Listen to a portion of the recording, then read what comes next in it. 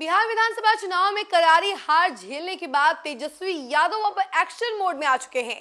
नमस्कार, news 4 nation देख रहे हैं आप और मैं हूं सानिया आपके साथ। जैसा कि आप लोगों को पता है कि बिहार में इस बार महागठबंधन का जो प्रदर्शन रहा है चुनाव में काफी बुरा रहा है, जिसकी वजह से बहुत बुरी तरीके से हारे हैं महागठबंधन वाले। और इसी कड़ी में तेजस्वी यादव भी अब सोच विचार कर रहे हैं, मंथन कर रहे हैं, मीटिंग बुलाई जा रही है। जैसा कि आप लोगों को पता ही है कि 26 नवंबर से ही ये मीटिंग का दौर शुरू हो चुका है और ये मीटिंग का दौर जो है 5 दिसंबर तक चलेगा पहले चरण का, और उसके बाद दूसरे चरण की मीटिंग, यानी 2 चरणों में मीटिंग होनी है। और ये दोनों चरणों की अगर बात की जाए तो दूसरा चरण जो है 5 दिसंबर से लेकर 9 दिसंबर तक चलेगा और इन्हीं के बीच में सभी से बातचीत की जाएगी, पूरा रिपोर्ट लिया जाएगा कि क्या कुछ गड़बड़ियां रही हैं। इसके साथ ही साथ अब एक और लिस्ट बनाई जा रही है, वो है भीतर घातियों की लिस्ट। जी हाँ, तेजस्वी यादव जो है अब भीतर घातियों की लिस्ट बना रहे हैं जिनकी वजह से पार्टी को नुकसान हुआ है और जो चुनाव के समय महागठबंधन के खिलाफ मोर्चा खोले हुए थे पार्टी में रहते हुए भी, तो ये सभी भीतर घातियों का लिस्ट जो है तेजस्वी यादव तैयार कर रहे हैं,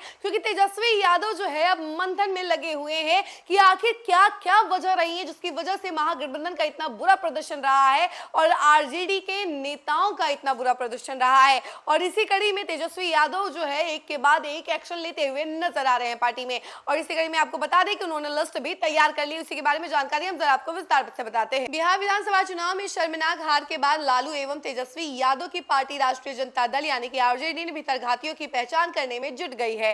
पार्टी के उन नेताओं और कार्यकर्ताओं की सूची बनाई जा रही है जिन्होंने विधानसभा चुनाव में आरजेडी और महागठबंधन के उम्मीदवारों को हराने में महती भूमिका निभाई। पार्टी ने बुधवार से प्रदेश राजद कार्यालय में प्रमंडलवार जीते विधायकों और हारे हुए प्रत्याशियों के साथ बैठक शुरू कर दी। इनकी रिपोर्ट के आधार पर भीतर घाती नेताओं से पूछताछ की जाएगी। पार्टी नेताओं के अनुसार 2 चरणों की समीक्षा के बाद व्यापक स्तर पर सफाई अभियान चलाकर भीतर घातियों को आरजेडी से निकाला जाएगा, यानी कि बाहर का रास्ता दिखा दिया जाएगा। और आरजेडी ने बुधवार को पहले दिन मगध प्रमंडल के हारे जीते उम्मीदवारों को पटना बुलाया। सुबह 11 बजे से शुरू हुई बैठक दोपहर 3 बजे तक चली। प्रदेश आरजेडी अध्यक्ष मंगनी लाल मंडल, पूर्व मंत्री अब्दुल बारी सिद्दीकी और भोला यादव जैसे वरिष्ठ नेताओं की मौजूदगी में बैठक हुई। प्रत्याशियों ने अपने अपने विधानसभा क्षेत्र की पूरी रिपोर्ट लिखित रूप में पार्टी नेतृत्व को सौंपी। उम्मीदवारों ने उन नेताओं के नाम बताए हैं जिन्होंने चुनाव के दौरान दल और गठबंधन के खिलाफ काम किया। वे आरजेडी की जगह क्षेत्र में विरोधी दलों के लिए काम कर रहे थे। इसका खामियाजा महागठबंधन को भुगतना पड़ा। 4 दिसंबर तक प्रमंडलवार बैठक के बाद दूसरे चरण में 5 से 9 दिसंबर के बीच पार्टी के जिला अध्यक्षों, प्रधान महासचिव और प्रदेश पदाधिकारियों के साथ बैठक होगी। प्रत्याशियों की ओर से दिए गए नामों के बारे में पार्टी के पदाधिकारियों के द्वारा जो है राय ली जाएगी और साथ ही जिनका नाम भीतर घात करने वालों की सूची में होगा उनसे भी बाबत पूछा जाएगा।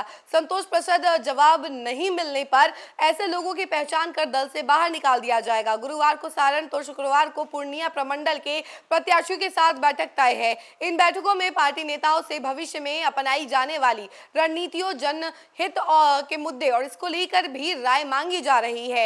यानी कि तेजस्वी यादव अब अपनी हर गलती सुधारने में लगे हुए हैं कि जो जो गलतियां हुई हैं उसे कैसे भी सुधारा जाए और आने वाले समय में ऐसी गड़बड़ी ना हो, इसका ध्यान रखा जाए। और इसी कड़ी में तेजस्वी यादव जो है बैठक बुला रहे हैं, उन प्रत्याशियों को बुला रहे हैं और उनसे रिपोर्ट मांग रहे हैं कि आखिर क्या वजह रही है कि वो हारे हैं।